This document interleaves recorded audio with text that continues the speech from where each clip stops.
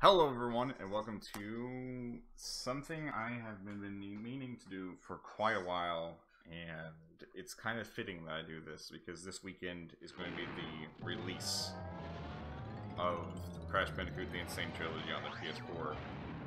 Now, I don't have a PS4, so that doesn't really affect me too much, but I've been paying attention to all the news for it, because obviously Crash Bandicoot is one of my favorite franchises. Pretty much ever. I grew up with the PS1, and it was a countless a day that I grew up playing with my mom, playing Crash Bandicoot, and then also should be okay. I grew up playing Crash Bandicoot, and also my favorite game of all time, Tomba, which is where my tag comes from. So.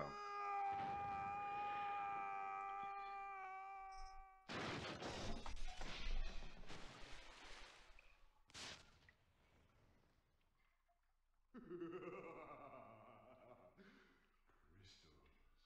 Of course.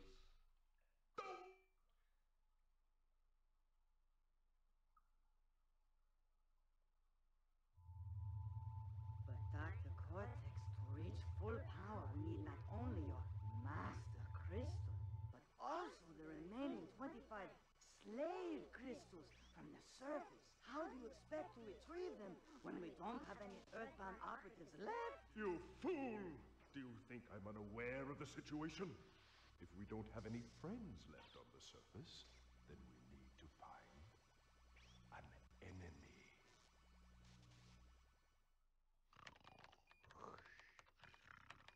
Crash? Crash? Crash! My battery is fried. Make yourself useful, big brother, and bring an extra battery for me. Alright, so now I get to talk now. So, this is Crash Bandicoot 2 Cortex Strikes Back by Naughty Dog, developed in 1998, and, well, basically I grew up with this game and a whole bunch of other games as well, so, because the PS1 was basically my childhood. I didn't have a 64 growing up as a kid, unlike most kids. Okay, I shouldn't say unlike most kids, but I didn't have a 64. I had a Super Nintendo, I didn't have a 64 though. And you might be thinking I'm a lot older than I am. I'm actually 21, so I didn't mean to do that, but I will accept that. We will get everything from this bonus area that we possibly can, because that's how I roll. And so that's the introduction scene to instruction play part.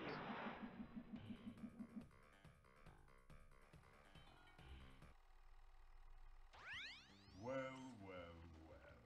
If it isn't Crash Bandicoot, welcome.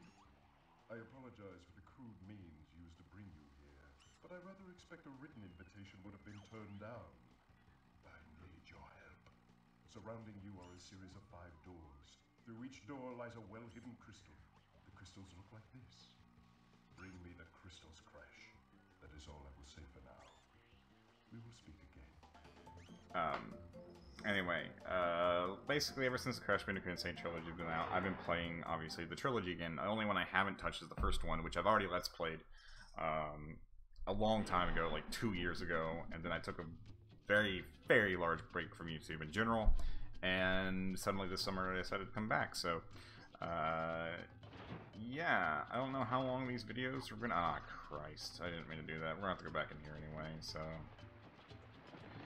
that's what I get for being absent-minded. But anyway, this will be 100%. And, yeah. So, I don't know if I said this during my playthrough of the first game, but I believe I said this was my favorite entry in the franchise. Now, I have not played Twinsanity, and I actually do want to play Twinsanity. I've actually been looking into Twinsanity a little bit more recently in the last weeks, because of the Insane Trilogy. I've been watching a bunch of the other footage of the other games. At least that's what I've been telling myself. And, yeah, I've always said this is my favorite entry, at least in the original trilogy. I do have the Wrath of Cortex, and I haven't played Twinsanity or any of the other newer ones. So, yeah. Actually, honestly, these bouncy crates, I normally just spin them, but it gives me a chance to talk without really thinking about what I'm talking about, or without really thinking about what I'm doing, so...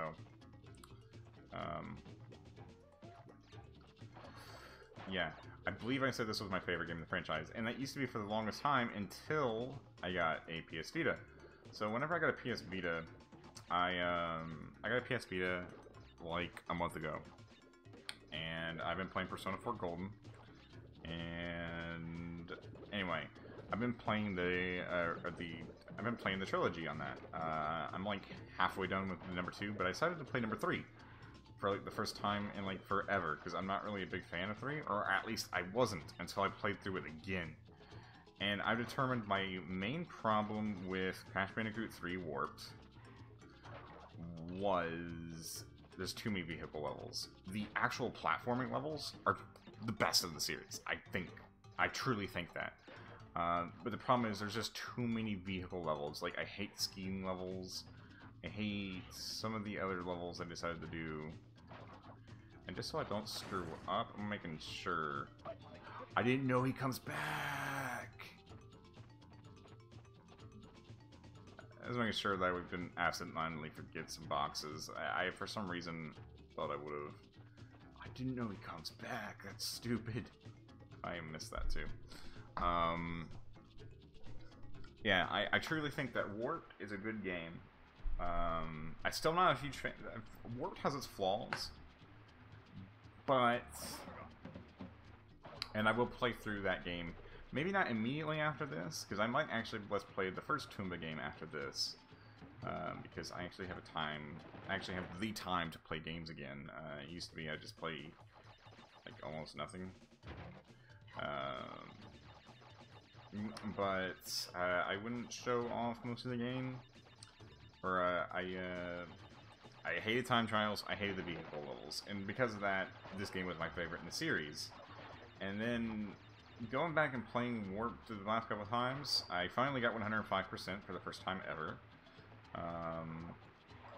Because I think 104% I've gotten 104% before. 100. Basically, I got all the gold relics for the first time ever. So some platinums in there as well. So yeah.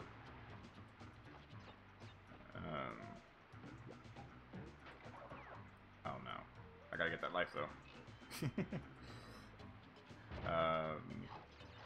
Yeah, and like I truly believe that the platforming levels are the best in the series. There's no doubt in my mind. There's just some vague... I messed that up again. It's supposed to be a slide jump. It's not that big of a deal, though. We're going to have to come back and play this level again to get the blue gem, and we'll talk about that in a little bit, because getting the blue gem is kind of finicky. But, there's a cutscene anyway, so I'm going to try to recollect my thoughts and talk after that cutscene.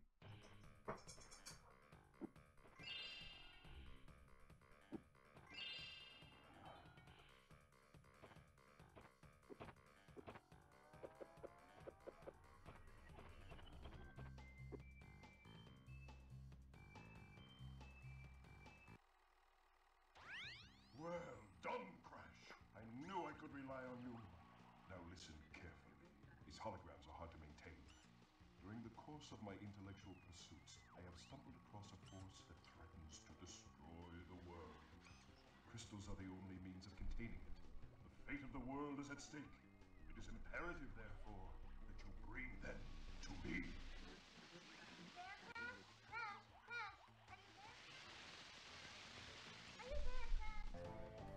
Alright, so we're going to go back in Turtle Woods just so I can get the blue gem. So in order to get the blue gem, I know I haven't been talking about the gameplay necessarily. In order to get the blue gem, you can't break any boxes. So that's why as soon as I broke this first box, whenever we first started, I was like, oh, because I normally get the blue gem first.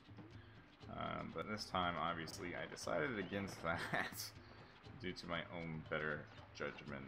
So, anyway. Yeah, Warped definitely has the better platforming levels, especially since the levels kind of grow with you as a player as you get power-ups. It's just what I believe, that it's... I just believe that there truly is, platforming-wise, it's the better game. The problem is, there's too many vehicle levels. Like, there's water levels, there's airplane levels, like... No, get out of here.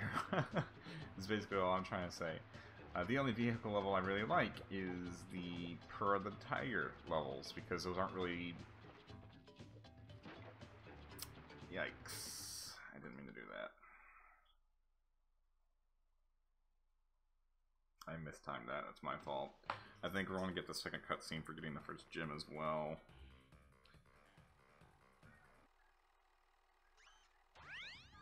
So, you were helping Cortex gather crystals, yet you have acquired a gem.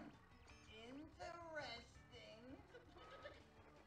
Well, Crash, know this. As long as you are allied with Cortex, you are my sworn enemy, and I will do anything in my power to stop you. If the fate of the world is truly your concern, you must gather the gems, not the crystals. If you obtain all 42 gems, I can use them to focus a laser. A laser beam that will destroy Cortex and the space station he's created. Until then, I must use my forces to stop you from gathering crystals. Alright, so, back to Turtle Woods for the third time, because I'm a moron. But, what was I saying? Oh, yeah, and the time trials actually aren't that bad. Going back at it, I realized that the levels in Warped are, and this is actually a worry I have about, or this is actually a worriment, or a predicament I have thinking about the Insane Trilogy. If you go back and play Warped, you realize that the levels grow with you as a player. And you realize that the game, or the time trials, the levels in which you didn't have the Death Tornado Spin and the Bazooka and the Speed Boots, for example, you will realize that the game, the levels have areas where you can still use them and go so much faster for the time trials. And that's what I'm worried about, making sure that didn't accidentally break any boxes. That's why I'm worried about the Insane Trilogy, because level 1 and level 2's level design were not... There we go. We're not necessarily thought with that in mind. And, of course, the only power-up you get, at least in number 2, I'm not sure if you get in number 1, you do get the Speed Boots after you beat Cortex in Crash Bandicoot 2 in the Insane Trilogy. That's already been confirmed. I saw it. I saw a video of it. And I suppose that's fine. Obviously, you probably don't get the Death Tornado Spin in the second one, because it would probably just absolutely break the game. But what do I know? And I really want to go back and get another one, but it doesn't really matter too much. Alright, so we can finally do another level. Sorry about me being incompetent at playing this game, apparently. How long have we been recording for? 13 minutes, and we're only done with the first level because I'm an idiot. So, anyway, Snowgo. Okay, that's actually another decent level to start out with. So, yeah, Warp's level design lets the game go faster, and for the time trials, that's good. I don't hate the time trials nearly as much as I did previously. That being said, I still am not a particular fan of time trials.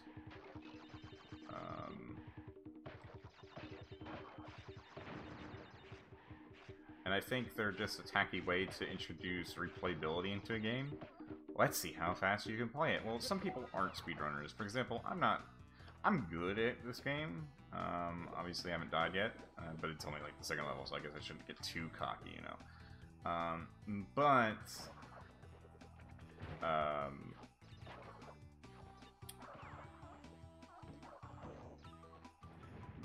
I don't like speedrunning games, you know? It's like just a thing. Like, I'm not a huge fan of learning all the intricacies. And for example, I know you can glitch spin jump off this metal crate to get the red gem.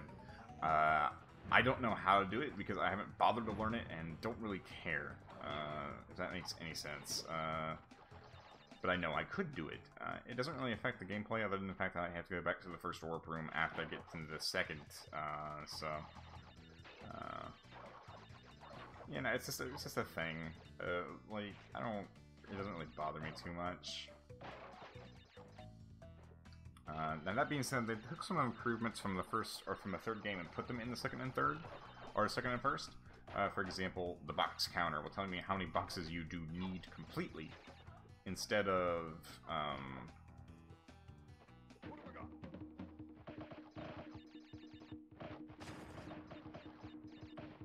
hold on, let me try to get my thoughts together.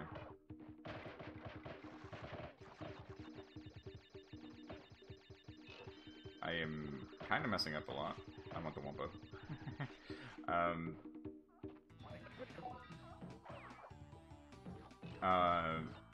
Yeah, they did introduce, like, the box counter will tell me how many boxes you need straight off. So that's good. It was definitely a welcome change. Also, I don't think in number 1 you have to go... Wow, I actually got hit by that. That's actually kind of embarrassing. For example, I didn't know I needed 74 boxes to beat this level, so... You know, or not beat the level, but, you know... It's what it is. Like, it is what it is, and you can't really stop it. But, for example, if I actually knew how to glitch jump, because there is a way to go higher than you're supposed to, I would be able to get the red gem now. That's not necessarily the point of this speech, anyway. Was there a time gem in this level? I can't remember. If so, I'm going to have my first death, but it's going to be willingly, because I'm just going to death warp.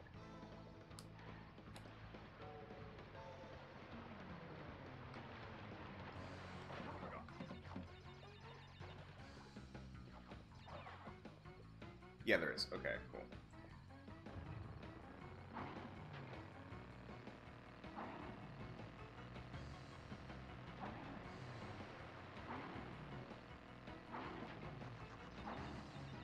I messed that up a little bit.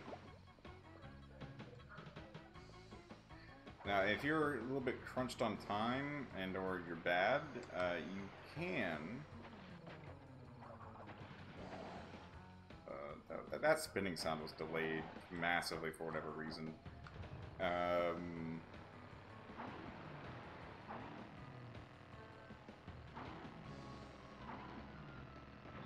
It's okay, I'm going to die and lose the Aku masks anyway.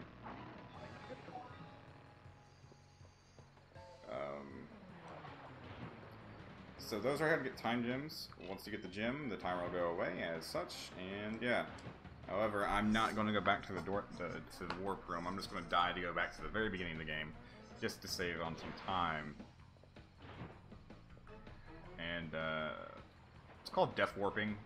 It's kind of convenient, and I basically will have a second layer Aku mask anyway, because if I remember correctly, there's one in the water levels. So it's not that big of a deal. Yeah, here. So I didn't really lose much. But yeah, death warping is pretty convenient, especially if you... because it's faster to die and respawn at the beginning of the level than it is to go into the warp room and go back out, if that makes any sense. Which it should, but that's not the point. My analog stick is a little bit squeaky, if that makes any sense. Like, it's not sticky, but it's like slippery. What did I just do there? I've never seen that happen before. Can I please break you? No? Okay, whatever. It doesn't bother me either way.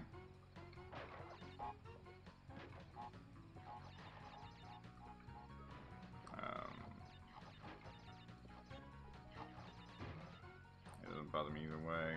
It's like I did a body slam, like, on the ground. It was weird. So... let's see. We did see a blue gem path here, so this is an example of a gem path, and I forgot that I would have to need it at the very beginning of the game.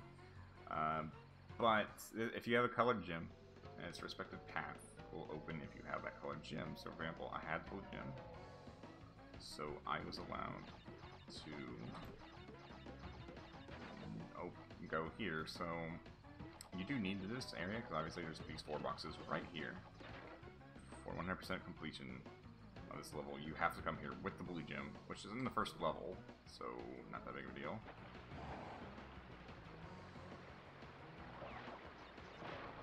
And this is probably one of the trickier platforming levels in the first warp room. I should be fine though.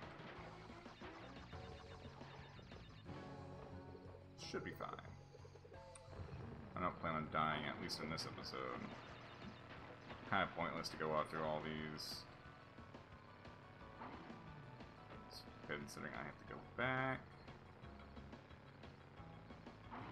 Alright.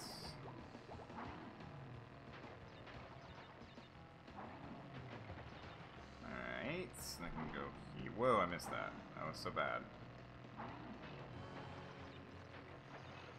Did I get all of them? I'm just making sure. I don't really want to redo a level. I normally don't check, but since, you know, it's on video, I really don't want to seem like an idiot.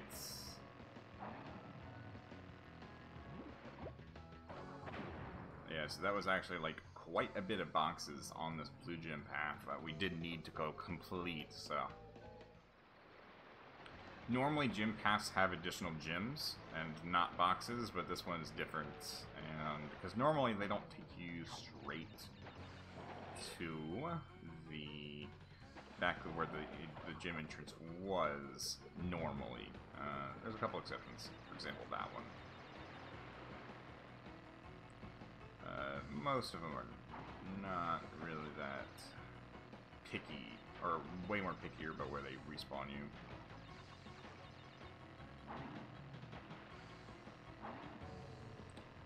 I just want my Goku masks. 74 seems like a right number. I remember that number, and I'm right. And that should be both gems and the crystal for the stage. Now, it all depends on how long I want these episodes to be. Because right now we're at 21 minutes. I guess I could split a warp room into 2 episodes. Seems like a good idea. So I think I'm going to call it quits for this episode, guys. Next episode, we're going to take on the next 2 levels, the Pits and Crash Crush? As well as taking on the first boss. Crash Dash, my bad. 3 crystals. Not bad. I see you are getting the hang of it. I need to conserve power. I will communicate with you again after you retrieve the 5th crystal. Alright, so I'm going to see you guys in the next episode.